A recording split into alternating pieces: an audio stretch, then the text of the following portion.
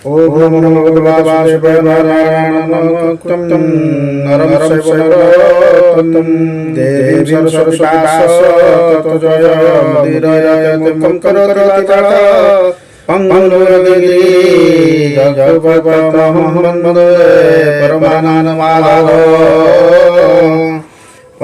षष्ठोऽध्याय। श्रीसुत उवाच।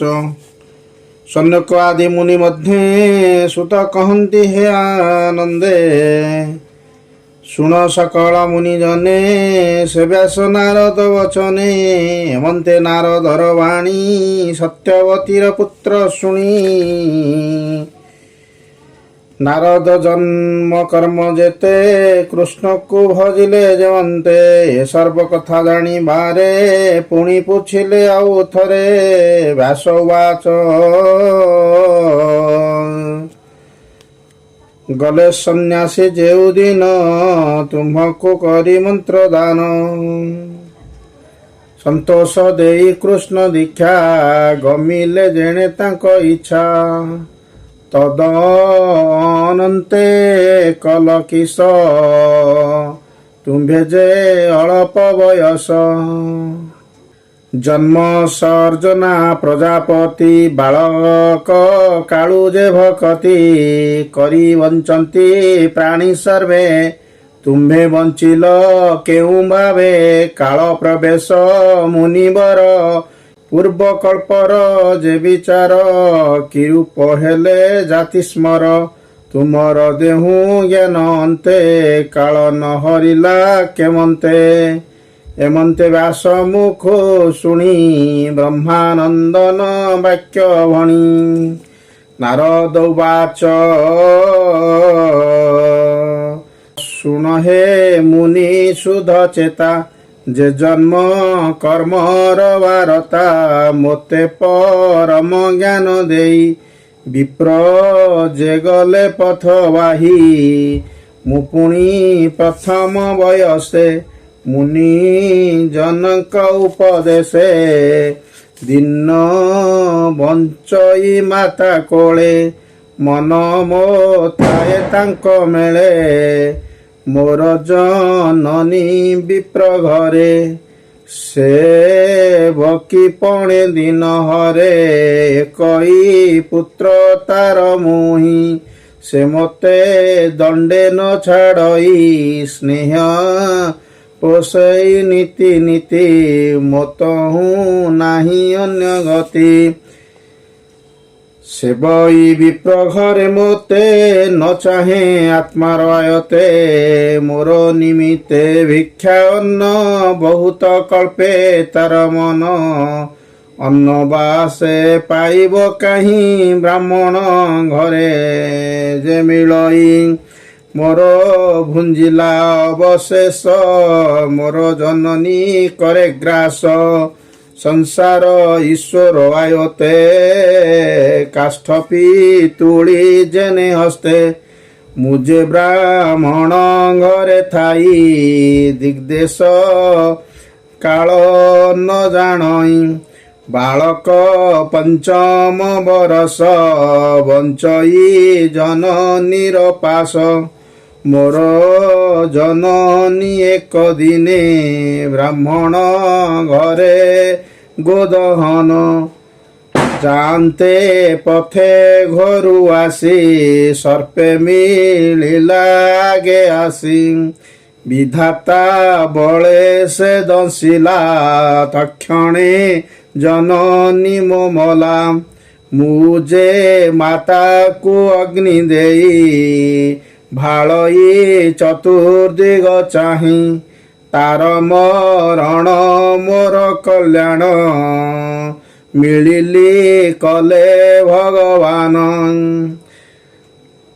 विप्रंक तही मोर मन भाली हुई छन छन। ताहाकु भेटिवार अर्थे गली उत्तर दिग पथे। अनेक दूर ग्रामे ग्रामे विप्र को खोजी पथ श्रमे। खेट खरबट बाटी बने दुर्गम पर्वत कानने हस्ती सेवित बन आदि जे पुण्य चित्र पुण्य नदी पवित्र जलाशय तीर्थे देव सेवन्ती जहा नित्ये उत्तम सरोवर बने हंस सारस सुख स्वने पुणी गमिली घोर देशे पूरित नल काशकुशे विषमलता गुल्म सार दिशई घोर अंधकार सर्प भल्लुक सिंह चाही बने गमई एका मुही एमंते भ्रमु घोर पथे श्रमे पिपासा विभूषिते हेमंत जाई पादे पादे श्रमे पशिली नदी ह्रदे शीतल जले स्नान पान करन्ते गला मोर श्रम से नदी तीरे प्राण पोषे अश्वत्थ तरु मूले बसी विप्रजनकर वचने आत्मार आत्मा अवधाने कृष्णर पाद पद्म जुगे ध्यान मुकरी दृढ़ भावे उत्कृष्टे गदगद वचन अश्रु देके नेत्रपूर्ण अत्यंत प्रेम भर देह उद्गम हेला तनुरुह आनंद सागरे बुड़िले भवय उभय लोक न जानिली तक्षणे परम आनंदे हरि विजय मोर हृदय की देवा पटांतर मन वचने अगचर देखि उठिली तत्क्षणे विकल चित्त करसणे पुणी रहिली दृढ़ चित्ते से रूप देखिबा निमंते से हरि हरिले मोर मन घोर अंधारे दिव्य ज्ञान बाहुड़ी चाहिली भितरे दिशे आकाश अभ्यंतरे भितरे बाहरे न पाई आकुले कंपई मोर देही हेमंते अंतरिक्ष वाणी कर्ण जुगले मुई शुणी मन वचने आगोचर स्वभावे गभीर स्वस्वर प्रसन्न हेला मोर मन शुणिली आकाश वचन ए जन्मे तू देखिबु कहीं मोहर आदि अंत नाही जे जोगी जनकर चित्त कर्म वासना रे जड़ित जाबत शुभाशुभ कर्मे चित्त आकृष्ट मति भ्रमे भेट से पाइबे के मंते कर्म भोरी नाना मते मोर सेवक सेवा काले तू जे बंचिलु साधु मेले तेणु देखिलु मते बळे प्रकाश हृदय कमले मुतोर चित्ते नित्य थाई तो देहे अमंगल नाही तुझे साधुंक सेवा करी एबे तरिबु भव पारी दृढ़ भक्ति मोर पादे नित्य प्रकाश अप्रमादे अंते पशिबु मो भवने एध छाड़ी मोर ध्याने मोर विषय तोर गति केबे न भजु दुर्गति सृष्टि प्रलय बाधा जेते केबे न लागई तोते मनुग्रहे हेउ ज्ञान एमंत आकाश वचन स्वभावे बाणी अंतरिक्षे के ताहा देखिब प्रत्यक्षे स्वभावे रूप नाही जार महामहिम निर्विकार से वाक्य शुणी चित्त स्थिरे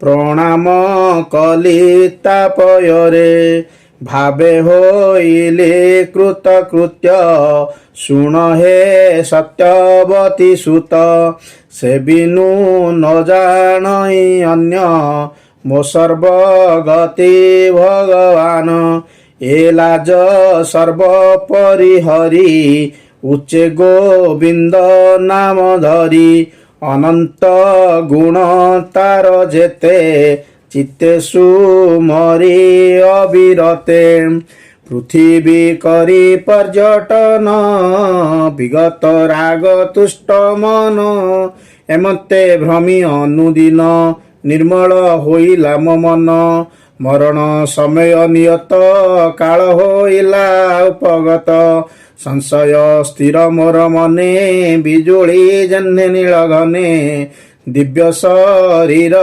ମୁହଁ ଦେଖି ଦିବ୍ୟ ଶରୀର ମୁହିଁ ଦେଖି ତକ୍ଷଣେ ଶରୀର ଉପେକ୍ଷି ଆନନ୍ଦେ କୃଷ୍ଣ ଅନୁଗ୍ରହେ ଶୂନ୍ୟ ଗମିଲେ ଦିବ୍ୟ ଦେହେ କଳ୍ପାନ୍ତେ ଦିନ ପ୍ରଳୟରେ ଏ ସୃଷ୍ଟି ଦେଖିଣ ଉଦରେ କ୍ଷୀର ଜଳଦି ମଧ୍ୟ ସ୍ଥିତ ଅନନ୍ତ ଶୟନେ ଅନନ୍ତ ପଶିଲି ତାର ଅଭ୍ୟନ୍ତରେ ନିର୍ଲେପ ନିର୍ମଳ ଶରୀରେ ତହୁଁ ସହସ୍ର ଯୁଗ ଗଲା ଶୟନୁ ଅନନ୍ତ ଉଠିଲା ତକ୍ଷଣେ ବ୍ରହ୍ମରୂପ ଧରି ଭୂମି ଭିଆଇ ସୃଷ୍ଟି କରି ମରିଚି ଆଦି ସପ୍ତପୁତ୍ର ବ୍ରହ୍ମା ମନରୁ ହୁଏ ଜାତ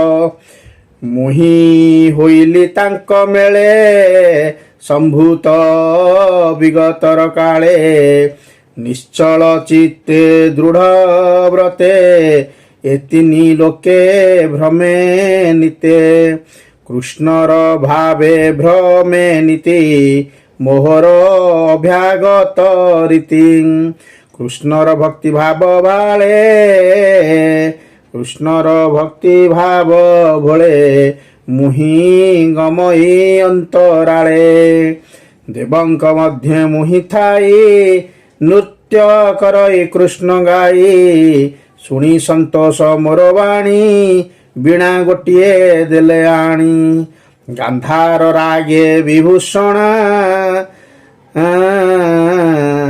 ସାମରୁ ନାଦ ତିନି ଗୁଣା ଶୁଭେ ମୂର୍ଚ୍ଛିତ ନାଦ ବାଣୀ ଆନନ୍ଦେ କୃଷ୍ଣ ନାମ ଗୁଣି ନିରତେ ବ୍ରହ୍ମ ଇ ଜଗତେ ଶୁଣ କହିବା ଆଉ ଯେତେ ହରିର ଉଭୟ ଚରଣ ଅଶେଷ ତୀର୍ଥର କାରଣ ସେ ପଦ କଲି ସୁମରଣ ସେ गे ମୋ ଚିତ୍ର ନାରାୟଣ ଆଦିତ୍ୟ ତେଜ ପ୍ରାୟ ଦିଶେ ଅଜ୍ଞାନ ତମ ବେଗେ ନାଶେ ଏ ହରି ଚରିତର ଗୁଣ ଭମୁନି ସାବଧାନେ ଶୁଣ ଭବ ସାଗରେ ଯେତେ ନରେ ଆରତ ଚିତେ ଅଭ୍ୟନ୍ତରେ ବିଷୟର ସେ ସୁଯନ୍ତ୍ରିତ କେବେ ହେ ନୁହେଁ ସୁଧଚିତ ଇଚ୍ଛନ୍ତି ଭବ ସିଧୁ ଗର୍ଭେ ସେ ନର କେମନ୍ତେ ତରିବେ କୃଷ୍ଣର ଗୁଣ ଗାଥା ଘୋଷି ଆନନ୍ଦ ଭାବେ ଯେହୁଁ ରସି ହେଳେ ତରନ୍ତି ଗୁଣ ଗାଇ ଅନ୍ୟଥା ସୁଖ ଲେଶ ନାହିଁ ଯମ ନିୟମ ଯୋଗ ପଥେ ଜେନର ସାଧେ ଅବିରତେ ଏମାନ ପାଇବ ସେ କାହିଁ ଯେବେ ଗୋବିନ୍ଦ ଭାବ ନାହିଁ ଶୁଣ ହେ ସତ୍ୟବତୀ ସୁତ ଯେ ପୂର୍ବେ ମୋହର ଚରିତ ମୋ ଜନ୍ମ କର୍ମ ସଙ୍ଗେ ଯେତେ କହିଲି ତୁମ୍ଭର ଆଗ୍ରତେ କହିଲି ତୁମ୍ଭର ଅଗ୍ରତେ କହଇ ଦାସ ଜଗନ୍ନାଥ ପ୍ରଥମ ସ୍କନ୍ଧେ ଭାଗବତ इति श्री महाभागवते महापुराणे परमहंसं संहितां वयसेकं प्रथम स्कन्धे व्यास नारद संवादे नाम षष्ठोऽध्यायः।